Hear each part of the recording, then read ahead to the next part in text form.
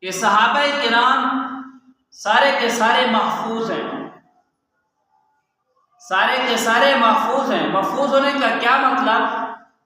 اگر ان سے بشری تقاضے کے مطابق کوئی لغزش ہو گئی ہے، کوئی خطا ہو گئی ہے، تو اللہ تبارک و تعالیٰ ان کی لغزش کو، ان کی غلطی کو، ان کے گناہ کو معاف فرما دیا۔ اس گناہ کی وجہ سے، اس لغزش کی وجہ سے، اس خطا کی وجہ سے جو آخرت کے اندر عذاب ملے گا، اللہ تبارک و تعالیٰ نے ان کو اس عذاب سے محفوظ فرما دیا۔ یہ اللہ تبارک و تعالیٰ اپنے کلام کے اندر خود ارشاد فرما رہے ہیں، وَلَقَدْ صَدَقَكُمُ اللَّهُ وَعْدَهُ إِذْ تَحُسُّونَهُم بِإِذْنِهِ۔ اللہ تبارک و تعالیٰ نے اپنے وعدے کو سچا کر دیا جب تم میدان جہاد کے اندر گئے، حَتَّى إِذَا فَشِلْتُم وَتَنَازَعْتُمْ فِي الْأَمْرِ، یہاں تک کہ تم بے ہمت ہو گئے اور ایک معاملے کے اندر آپس کے اندر اختلاف کیا۔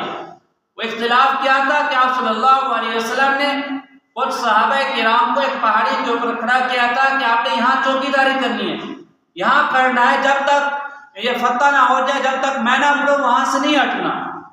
تو جب دیکھا جنگ فتح ہو گئی تو صحابہ کا آپس میں اختلاف ہوا کہ اب جنگ فتح ہو گئی ہے، اب ہمیں جانا چاہیے، دوسروں کی مدد کرنی چاہیے۔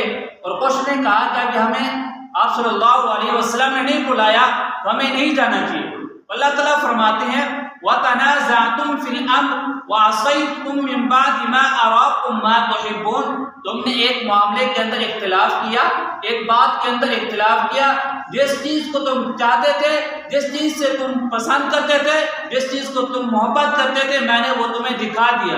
مِنْكُمْ مَنْ يُرِيدُ الدُّنْيَا وَمِنْكُمْ مَنْ يُرِيدُ الْآخِرَةَ۔ تم میں سے کچھ وہ ہیں جو دنیا کو چاہتے ہیں، کچھ وہ ہیں جو آخرت کو چاہتے ہیں۔ جو بھی ہیں جو آخرت کو چاہنے والے ہیں یا دنیا کو چاہنے والے ہیں، ثُمَّ صَرَفَكُمْ عَنْهُمْ لِيَبْتَلِيَكُمْ، میں نے تمہیں آزمایا ہے۔ تم سے پہلے اللہ تبارک و تعالیٰ نے فتح عطا فرما دی، پھر فتح ختم ہو گئی، پھر کافر غالب آ گئے۔ تو اللہ تبارک و تعالیٰ آزمانے چاہتے تھے کہ تم میں سے پکے سچے مومن کون ہیں، پیچھے ہٹنے والے کون ہیں۔ ثُمَّ صَرَفَكُمْ عَنْهُمْ لِيَبْتَلِيَكُمْ وَلَقَدْ عَفَا عَنْكُمْ۔ جو بھی تم سے لغزش ہوئی ہے، جو خطا ہوئی ہے، کہ تم نے ایک معاملے کے اندر اختلاف کیا ہے، اللہ تبارک و تعالیٰ نے سارا کا سارا معاف فرما دیا ہے۔ وَاللَّهُ ذُو فَضْلٍ عَلَى الْمُؤْمِنِينَ، اللہ تبارک و تعالیٰ ایمان والوں کے اوپر فضل کرنے والے ہیں۔